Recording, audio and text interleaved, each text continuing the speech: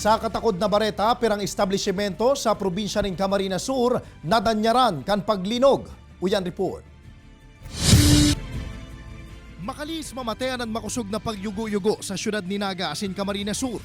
Nairehistro man na nagkapirang danyos na pigwalat kaini sa pirang lugar kung sa'y nairehistro sa banwaan ng Kanaman ang epicentro kan linog. Alagad sigun sa lokal na gobyerno kan Kanaman, dawa sindaan sentro kan paglinog, mayo man subot ni nairehistrong nairido asin iba pang danyo sa saindang lugar.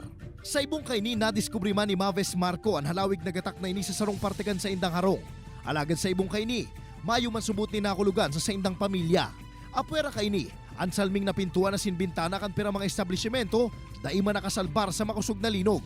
Ang car company na ini sa Pili Camarines Sur, napasa man ang sarong parte kan glass window. Maski ang duwang convenience stores na ini sa syudad ni Naga, napasa man ang glass door makalisan paglinog.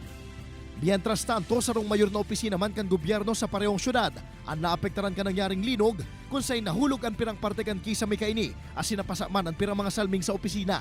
Sigun kay Ernesto L. Camel, kan Naga City Disaster Risk Reduction Management Office, dawa nagin makusog subutan pagtama kan linog sa syudad.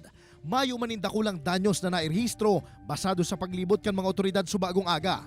Alagad padagos man ang pigsasagibong investigasyon sa pirapang mga establishmento.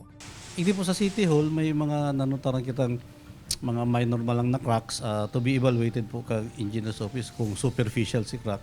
Mientras tanto, sigun man kay SFO1 Adonis Hernandez kan Bureau of Fire Protection Camarines Sur, matinirman subot sindang alerto sa mga posibleng maging development pa makalis ang paglinog, asin kaipuhanon man ang asistensya kan sa indang opisina. Standby mode lang kami na pag-igwang kaipuan na respondihan, tatap si Coast Guard tapos kami.